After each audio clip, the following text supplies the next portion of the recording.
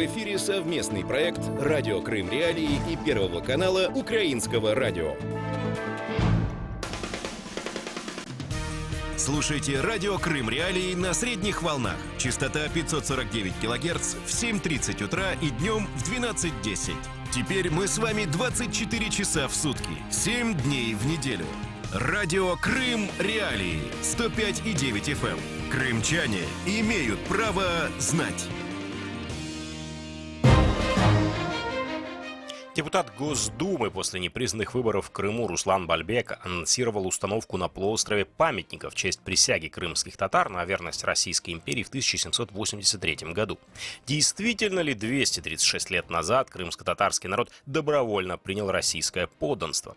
Правда ли, что Крым вошел в состав Российской империи мирно и без единого выстрела? И смогут ли нынешние российские власти принудить к лояльности крымских татар? Все это мы обсудим в ближайшие полчаса. В студии для вас работает Сергей Громенко. Здравствуйте.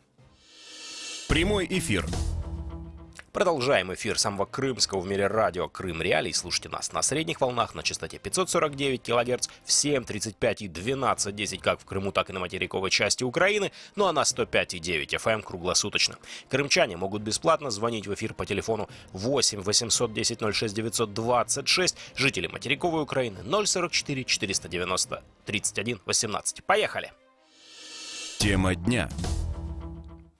Итак, участники 5-го съезда пророссийского межрегионального общественного движения крымско-татарского народа «Крым» обратились к российскому главе Крыма Сергею Аксенову с предложением установки памятника «Присяга на верность крымских татар Российской империи». Соответствующее постановление принято на съезде 20 апреля. Принято решение обратиться к вам с инициативой об установлении памятника «Присяга на верность крымских татар Российской империи». Памятник будет свидетельствовать о том цивилизационном выборе в пользу России, который был сделан крымскими татарами в 1783 году, и референдум 2014 года лишь явился тому подтверждением, говорится в тексте обращения. По словам депутата Руслана Бальбека, присяга крымско-татарского народа на верность Российской империи стала предтечей референдума 2014 года. Данную тогда, почти 300 лет назад, присягу крымско-татарский народ не нарушил. Это был осознанный выбор цивилизационного пути в составе России, который навеки скрепил с ней нерушимыми узами наш народ, написал Бальбек на своей странице в Facebook. С нами на связи Богдан Короленко, кандидат исторических наук, начальник отдела анализа региональной политики Украинского института национальной памяти. Богдан, здравствуйте. Доброго дня. Итак, вот Руслан Бальбек, опираясь на ряд крымско-татарских общественников, утверждает, что 236 лет назад крымские татары сделали осознанный, добровольный выбор, цивилизационный, в пользу Российской империи, принесли присягу на верность, и с тех пор вот единство России и крымских татар нерушимо, и вплоть там до 2014 года, и все такое. Начнем мы, наверное, вот с самого главного из исторических постулатов. Действительно ли, что в 1783 году все крымские татары, как один, мирно, добровольно и осознанно пошли на цивилизационный выбор и в подданство Российской империи, или все-таки вот это вот несколько передергивает Руслан Бальбек історичну правду? Ну, звичайно. Це насправді історична міфологія російська імперська стосовно там добровільності, стосовно безкровного приєднання, ба більше того, воз'єднання Криму з Росією. Що стосується безкровного приєднання, насправді це було в 1783 році була перша анексія Криму. Тоді це було Кримське ханство Російської імперії. Цьому передувала там низка воєн, низка воєнних кампаній, знову ж таки насадження Російської імперії, внутрішньополітичного розколу в Кримському ханстві, підписання так званого союзного договору в 1771 році, власне, здобутого кров'ю кримських татар російською армією.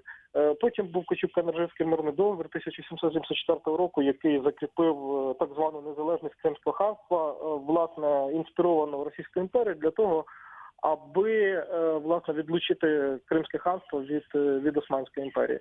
Ну і в 1783 році, в квітні місяці, тобто 236 років тому, відбулася перша анексія Криму. Стосовно історичного факту присяги кримських татар на вірність російському імператорському дому, власне, Катерині II і Романових. Так, в липні 1783 року поблизу Карасу-Базара, зараз це Білогірськ, на крутосхилі скелі Аккая було, власне, проведено до присяги духовенство, частину духовенства і частину кримсько-татарської знаті, власне, та знать, яка пішла на колаборацію з Петербургом, з російською владою. Тобто говорити про те, що було приведено до присяги всіх кримських татар, зрозуміло, що це не відповідає історичній дійсності. Більше того, в Кримському архіві є відповідні документи, так званий відомості неприсягнувших деревнях, власне, там кілька десятків сіл, які не присягнули російській імператриці з тих чи інших причин, але це питання інше. Для чого це робиться зараз? Ну, зрозуміло, що Руслан Бальбек переслідує низку цілей. По-перше, ми бачимо, що починаючи там з 2014 року, з другої анексії Криму, тепер вже Російської Федерації, відбувається відродження цього російського імперського символічного простору в Криму. Ми знаємо там про відновлений пам'ятник Катерині II, власне, за часи правління якої відбулася перша анексія Криму. Ми бачимо там встановлення пам'ятника і так званій Кримській самообороні. Тобто, по-перше, це маркування простору. Маркування кримського простору, що нібито, дивіться, тут пам'ятники, власне, російським діячам, тобто це є територія Російської Федерації. По-друге, власне, це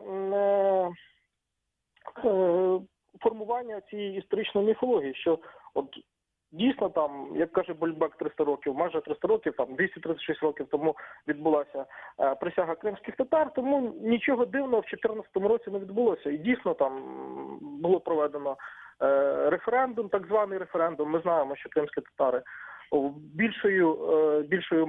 більшій своїй частині вони не взяли участі у так званому кримському референдумі. Тобто, власне, формується така історична міфологія про законність повернення, власне, Криму, її законному, знову ж таки, в лапках власнику Російській Федерації. Тобто, власне, це є ще одним міфом, це міф реанімується або створюється новий. Тому що, насправді, ніякої присяги всього кримсько-татарського народу не було. З іншого боку, Руслан Бальбек, очевидно, переслідує власні меркантильні інтереси, тобто сподобатися там російській владі і, власне, мати якусь політичну перспективу на майбутнє.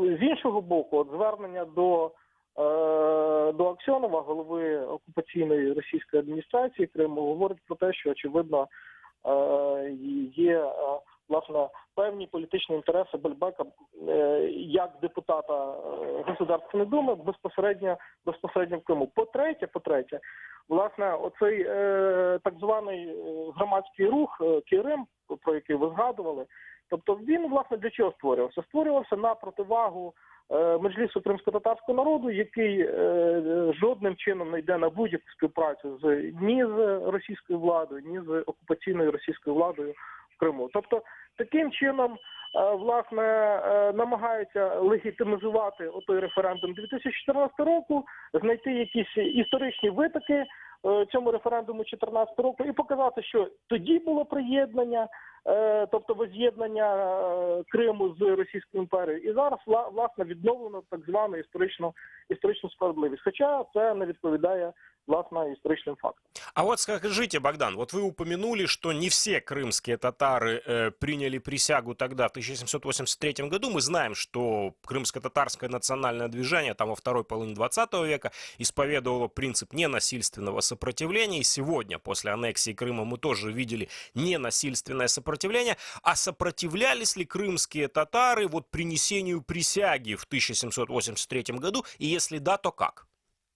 Власне, станом на літо 1783 року будь-який спротив кримських татар, будемо говорити, що це був локальний спротив, тому що були локальні повстання проти російської влади в 1783 році, і напередодні, власне, першої анексії в 1782 році, очолена, зокрема, братами останнього кримського хана Шагін-Гірея, який пішов на співпрацю з Російською імперією, це Аслан і Батир-Гіреї. Станом на літо 1783 року, якщо згадати, що буквально лише закінчилася пошесть чуми, то спротиву, активного збройного спротиву кримських татар, які, власне, кримсько-татарського народу, який був знекровлений, так, станом на 1783 рік, не було. Тому що, власне, не було вже сил опиратися, і ті представники кримсько-татарського народу, зокрема, це і частина знаті, зокрема, гіреї, які емігрували на Кубань, так, і частина інших кримських родів емігрувала. Частина, зокрема, такий рід, як Ширини, вони пішли на співпрацю, на колаборацію з російською владою. Тобто ті не згодні з політикою окупаційної російської адміністрації в 1783 році і після 1783 року вони, власне, емігрували. Тому збройного спротиву, власне, цій присязі не было, тому что не было, власне, сил для цього и ресурсов. Что ж, большое вам спасибо за ваш комментарий. Напомню нашим слушателям, что это был Богдан Короленко, кандидат исторических наук и сотрудник Украинского института национальной памяти. А это радио Крым Реалии. Звоните нам по бесплатному номеру телефона 8 810 06 926, если вы на полуострове. И 044 490 31 18, если вы на материке. А мы продолжим буквально через несколько секунд. Вечер. Лучшее время, чтобы узнать главные события дня. С понедельника по пятницу в 18:30. Крымский вечер на радио Крым Реалии. Возвращаемся в студию самого крымского в мире радио Крым Реалии. У микрофона Сергей Громенко. И с нами на связи Синавер Кадыров, координатор комитета по защите прав крымско-татарского народа. Синавер, здравствуйте. День добрый. Итак, как говорит наш исторический эксперт, на самом деле не было никакого добровольного приведения к присяге крымских татар в 1783 году. Это все больше мифы и тому подобное. А вот меня теперь интересует такой вопрос. Вот Руслан Бальбек, он ведь не сам по себе объявил о том, что будет поставлен такой памятник. Он ссылается на решение региональной крымско-татарской организации «Крым», которая якобы пытается там провести параллель между событиями 1783 года и 2014. Вот меня интересует, насколько среди самих крымских татар распространено вот понимание, представление о том, что лояльность России – это вообще цивилизационный выбор, это вообще путь в будущее и тому подобное. Насколько влиятельна организация «Крым» среди крымских татар для того, чтобы можно было говорить, что она там решила поставить памятник и добьется его установки?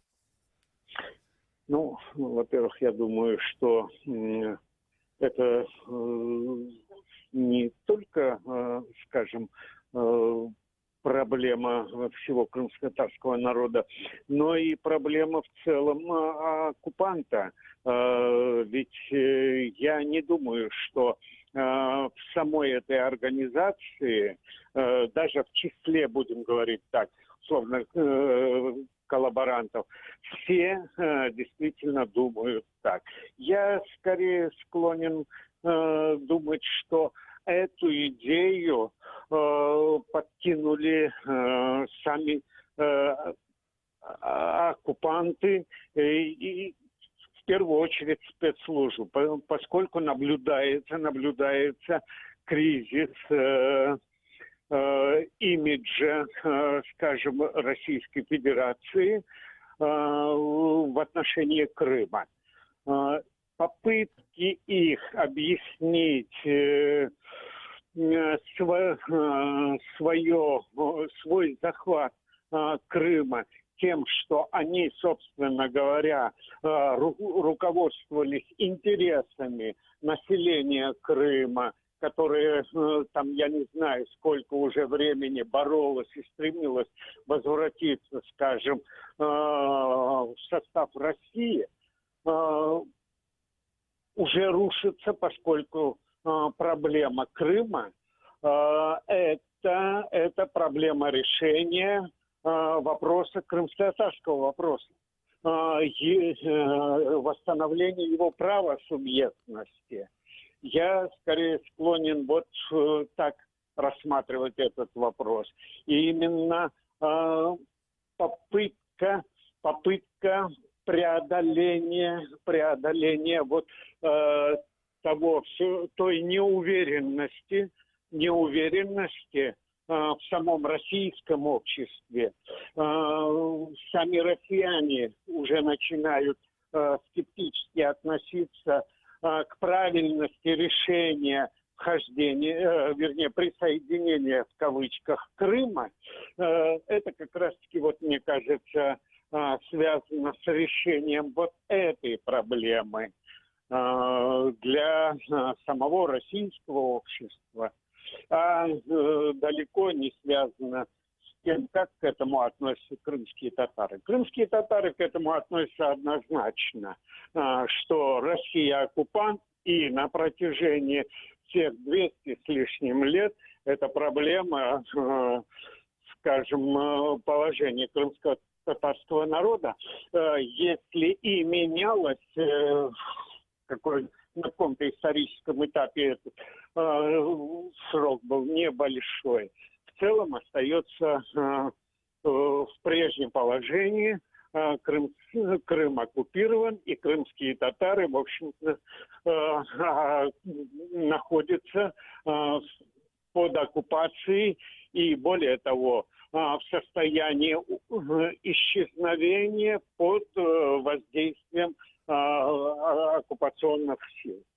И хорошо, это я понял относительно там общего представления о присяге, в ее влиянии. А вот что касается самой организации Крым, насколько она является на сегодняшний день влиятельной, популярной, может ли она, благодаря информационной политике, изменить настроение крымских татар в отношении России? Очень сомневаюсь. Если вы помните, проблема с последними выборами в Крыму. Я увязываю арест Велиляева Ресуля как раз-таки с этой проблемой, когда крымские татары массово и подавляющее большинство не участвовали в выборах президента. И поэтому вы думаете, что теперь, получается, козла отпущения нашли, теперь создали организацию Крым для того, чтобы она стимулировала участие крымских татар в выборах? Ее создали до этого, но поскольку есть эта организация, есть проблема, и нужно как-то решать ее, да? Ее же не решишь только тем, что, скажем, массово проводить облавы, обыски, аресты и так далее. Попытки запугать не получается в целом населения, и поэтому здесь, в общем-то, нужно еще подход кнут и пряник, да? С одной стороны, с другой стороны, как раз-таки вот и это еще один из моментов, чтобы как бы внедрить в сознание крымско-татарской молодежи, что все-таки вроде бы такое явление, такой факт был, а значит, это, в общем-то, не совсем вот оккупация, как это стараются там говорить некоторые, там, я не знаю, радикалы или еще, как хотите назовите их. То есть это вот внести в сознание крымско-татарской молодежи вот элемент, уже сомнения в правильности действий национального движения крымских татар. Что ж, огромное вам спасибо за ваш комментарий. Напомню нашим слушателям, что это был Синоверк Кадыров, координатор комитета по защите прав крымско-татарского народа. Если вы что-то упустили, заходите на сайт Крым Реалии, читайте наши материалы, смотрите прямые трансляции эфиров, пишите нам, предлагайте свои темы программ, а мы вернемся в эфир буквально через несколько секунд.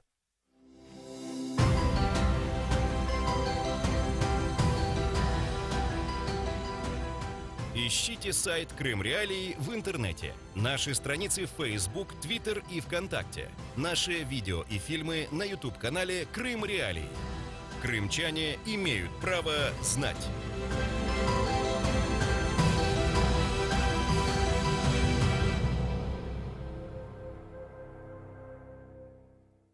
Возвращаемся в студию самого крымского в мире радио «Крым Реалии». С нами на связи Максим Горюнов, российский философ и публицист. Максим, здравствуйте. Здравствуйте. Итак, российская власть и подконтрольная новому российскому дискурсу общественной организации крымско-татарские в Крыму предлагают поставить памятник не больше и не меньше, чем присяге крымских татар на верность России в 1783 году, несмотря на то, что наши историки сомневаются в том, что это было вот именно так добровольно, как это представляют российские официальные структуры, я хотел бы у вас поинтересоваться, как у человека, имеющего отношение к изучению там этнонациональной политики в России в последние годы, вот это какое-то такое ноу-хау, предпринимаемое для Крыма, или, скажем, в каком-нибудь таком районе, как в Татарстане, тоже намекают, что, дескать, не было там завоевания Казани, а татары, вот они добровольно пришли на поклон к белому царю, и вот теперь Татарстан и Россия два, значит, неразрывных исторических объекта, что-то так. Понимаете, Российская Федерация – это слабая федерация. Она внутри себя, она очень рыхлая. То есть татары не, скажем так, не очень хотят быть с Москвой. Если татарам и вообще там внутри России сейчас 21 республика плюс Крым, плюс еще 4 автономных округа, это 4 автономных округа, которые укрупнены, на самом деле, их там, согласно Конституции 93 года, их 9, ну и так далее. Все они, если бы им всем предложить выбор и хотели бы они стать частью Европейского Союза, я уверен, что большая часть из них, если не все, охотно вошли бы в состав Европейского Союза, потому что Европейский Союз и Российская Федерация – это вот как бы пространство, которое очень друг на друга похоже, да, в том смысле, что там как бы есть договор между центром и окраинами. Ну, вот если так сильно огрублять. И договор, который заключает Брюссель, ну, допустим, вот Украина хочет стать частью Европейского Союза, договор, который заключит Киев и Брюссель, да, там, или Киев и Страсбург, или договор, который уже давно заключила там Варшава, он гораздо лучше, чем договор, который предлагает Москва.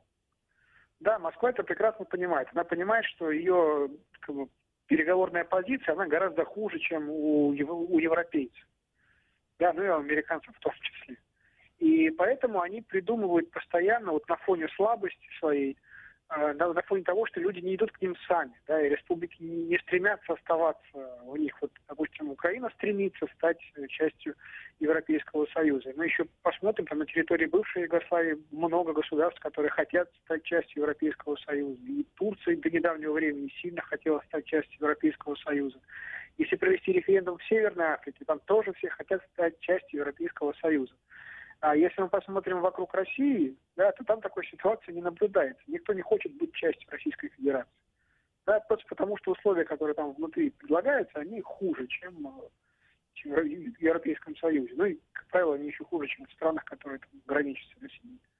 Вот, и поэтому на фоне этой слабости, на фоне того, что вокруг конкуренты, которые более привлекательны, российская власть, администрация президента, они постоянно генерируют какие-то вот новые способы удержать вот эти вот окраины, которые там тихо расползаются. Вот, и один из таких вариантов – это вот обращение к истории, довольно рискованное, если так посмотреть. Вот, напомнить вот крымчанам, что вот еще вы уже и присягу давали там 300 лет назад.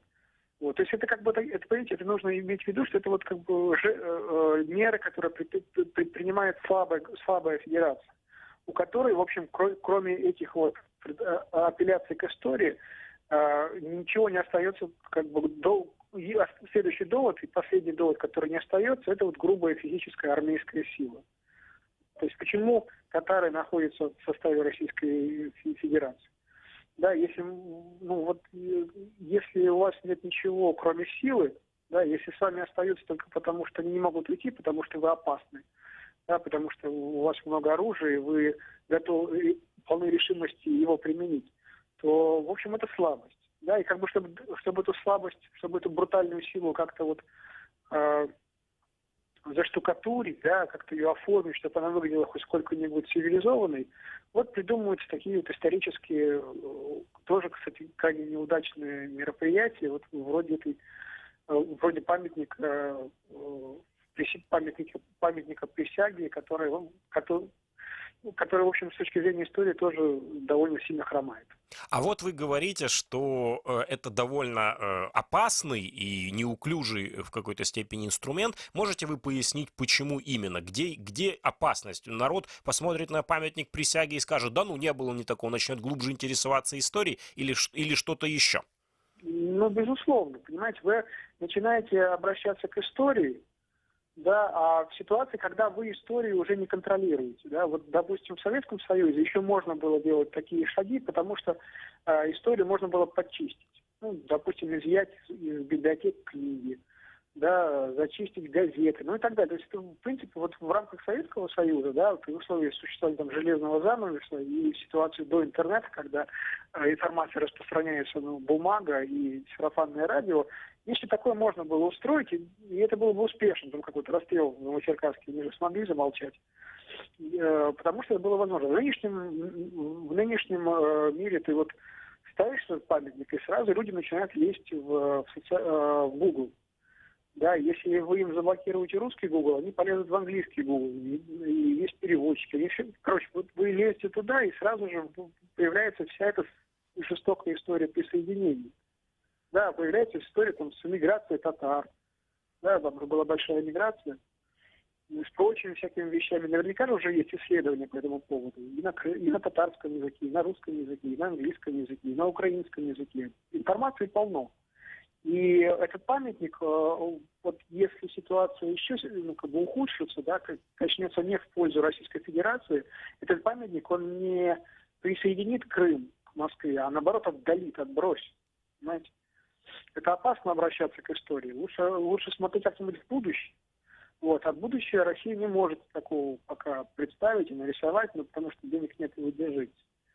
Поэтому, в общем, вот опять же говорю, если бы вы сейчас встали на позицию, заняли место в администрации президента, то вы понимаете, что что еще вы можете предложить? Да, у вас остается аргумент спецслужбы и грубая воинская сила. Так не делают в наше время. 21 век на дворе. Плюс-то Европа. Нужно как-то привлекать к себе людей при помощи каких-то гуманитарных вещей, да, там, мягкой силы. Люди должны сами стремиться оставаться в России. У вас аргументов все меньше и меньше. Поэтому памятник, да, это риск, но, в общем, скорее всего, других вариантов, по большому счету, скорее всего, и нет. То же самое, кстати, в Казани происходит, да, они пытаются как-то обращаться к памяти. Да, но все попытки памяти, они приводят к тому, что люди начинают интересоваться, каким образом Казань оказалась в составе Российской империи, и выясняется, что это не был добровольный союз, а было много насилия с обеих сторон. И, в общем, эта история взаимоотношений Казани и Москвы, она скорее работает на разделение, а не на сплочение. Вот в чем проблема. Что ж, большое вам спасибо за ваш комментарий. Напомню нашим слушателям, что это был Максим Горюнов, российский философ и публицист. Напомню нашим слушателям, что пророссийская крымско-татарская организация «Крым» выступила с инициативой, поддержанной депутатом Госдумы после незаконных выборов в Крыму Русланом Бальбеком, установить памятник так называемой присяги крымских татар на верность Российской империи в 1783 году. Мы будем продолжать следить за этой темой, и если этот памятник появится, мы обязательно к этой теме вернемся вновь. Ну а пока прощаюсь с вами. Это полчаса для вас работал Сергей Громенко. Ни в коем случае не переключайтесь, и после короткой паузы самое крымское в мире радио вновь вернется в эфир. В эфире радио Крым Реалии. 105,9 FM. Слушай новости, ток-шоу, авторские проекты. Ведущие радио Крым Реалии информируют крымчан о самых важных событиях на полуострове и в мире. Радио Крым Реалии. Крымчане имеют право знать.